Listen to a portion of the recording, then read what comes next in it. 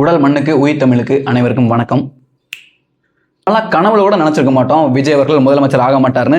ஆயிட்டாங்க. பெரும்பான்மையை நிரூபிக்குவாரா நிரூபிக்க மாட்டாரா அப்படிங்கிற கேள்விலாம் பல கேள்விகள்லாம் போயிட்டு இருந்தது. அந்த சமயத்துல தான் திமுக கூட்டணியிலேருந்து ஜெயிச்சவங்க ஒரு 10-15 எம்எல்ஏ இருக்காங்க, கூட்டணி கட்சிகள்லாம் சேர்த்துட்டு. அவங்களெல்லாம் சேர்த்துட்டு ஒரு தீய சக்தி எதிர்த்து ஆட்சி அமைக்கிறாங்க. சட்டமன்றம்லாம் வாக்கு எண்ணிக்கைலாம் நடைபெற்றது. கடைசியில் அமைச்சிட்டாங்க. அப்புறமா எதிர்க்கட்சி தலைவரா முன்னாள் திமுக முதல்வராக இருந்த ஐயா மு.க. ஸ்டாலின் அவர்கள் தோற்றுவிட்டாங்க. அதனால் அவங்க சட்டசபைக்கு வர முடியாது.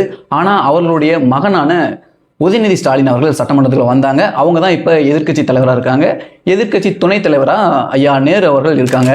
சரி, இப்படிலாம் இருக்கட்டும். சட்டமன்றத்திலலாம் கேள்விகள் எழுப்புறாங்க, பதில் சொல்கிறாங்க, இந்த மாதிரி போயிட்டு இருந்துச்சு. ஒரு வழியாக உதயநிதி ஸ்டாலின் அவர்கள் பேச ஆரம்பித்தாங்க.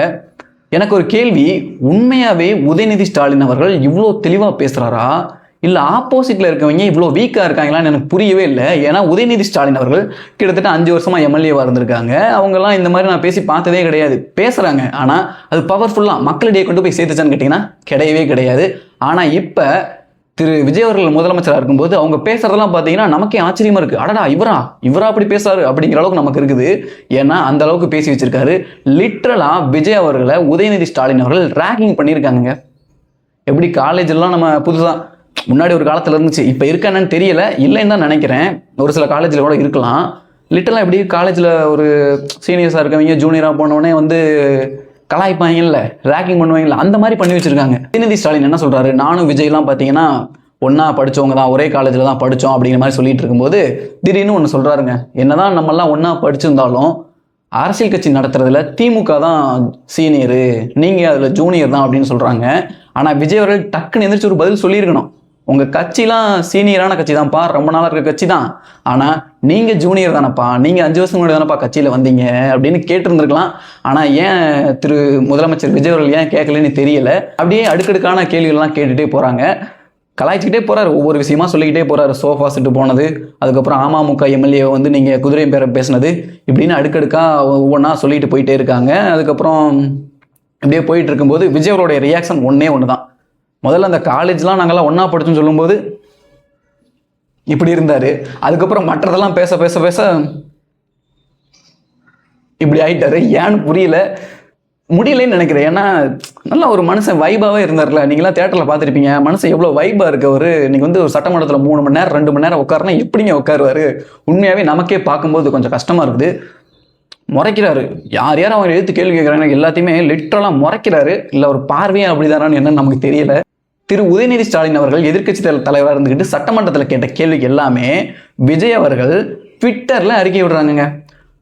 உங்கள் எல்லாத்துக்குமே தெரிஞ்சிருக்கும், சட்டமன்றத்தில் பேசுகிற எல்லாமே பதிவாகும். அது வந்து நோட் பண்ணி வச்சுக்குவாங்க. அது வந்து குறிப்பு, இப்போ இல்லை, எந்த கட்சி ஆட்சிக்கு வந்தாலும் இந்த காலகட்டத்தில் இந்த நேரத்தில் இந்த வார்த்தையை அவங்க பயன்படுத்தியிருக்காங்க அப்படிங்கிற குறிப்பு லெட்டர் பேரில் அவங்க எழுதி வைப்பாங்க.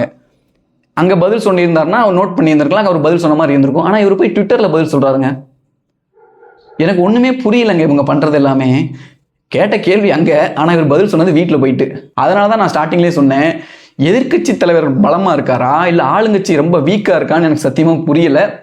சரி, வாய்ப்பு கொடுப்போமே, இப்போ தான் ஆட்சிக்கு வந்திருக்காங்க, பேச பேச கற்றுக்குவாங்க. ஏன்னா இப்போ விஜய் அவர்கள் படித்த எல்லாமே, அதாவது பதில் சொன்ன எல்லாமே பார்த்தீங்கன்னா ஒரு லெட்டர் பேரில் எழுதி தான் வாசிக்கிறாங்க.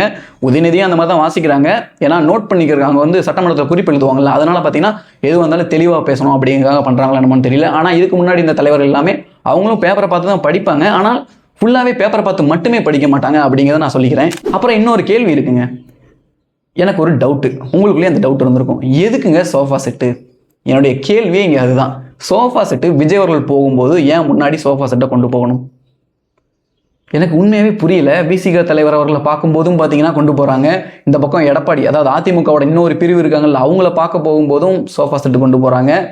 ஒருவேளை அந்த புஷ்பா படத்தில் வர்ற மாதிரி எதுவும் இருக்குமோ அப்படிங்கிற கேள்வியும் நமக்கு வருது. பார்த்துருப்பீங்க புஷ்பா படத்தில் சோஃபா செட்டுலாம் கொண்டு போயிட்டு பணத்தை மறைச்சி வச்சு, இதில் இவ்வளோ அமௌண்ட் இப்போ அனுப்பியிருக்கேன், மற்ற அமௌண்ட்டு பின்னாடி வரும் அப்படின்னு சொல்லுவார்கள். அந்த மாதிரி எதுவும் டீல் நடக்குமா என்னன்னு எனக்கு புரியல. ஏன்னா அரசியல்னாவே இன்றைக்கி பணம் தான். பணம் இல்லைன்னா வச்சுக்கோங்க, இன்றைக்கி அதிமுகலேருந்து ஒரு குறிப்பிட்ட குரூப் மட்டும் பிரிஞ்சு இன்றைக்கி தாவேக்காக்கு ஆதரவு கொடுத்துருக்காங்கல்ல. காரணம் என்ன? மக்கள் நல்லா இருக்கணும்னா. உங்களுக்கே தெரியும், பதவி பணம் இதுக்கு மட்டும்தான். ஏன்னா அதிமுக கடந்த 5 வருஷமாக எந்த ஒரு பதவியிலும் இல்லை. அதனால் அவங்களுக்கு என்ன பண்ணுறதுனே தெரியல இந்த வேட்பாளர்கள் எல்லாத்துக்குமே. அவங்களால பதவி இவ்வளோ நாளாக பதவியில் இருந்தவங்களுக்கு பதவியில் இல்லாமல் இருக்க முடியல போல இருக்குது. ஆனால் அதையும் தாண்டி எடப்பாடி அவர்களுக்கு ஆதரவு அளிச்சுக்கிட்டு 22 எம்எல்ஏ இருக்காங்க. இந்த பக்கம் தாவேகாக்கு 25 எம்எல்ஏ ஆதரவு அளிச்சிருக்காங்க.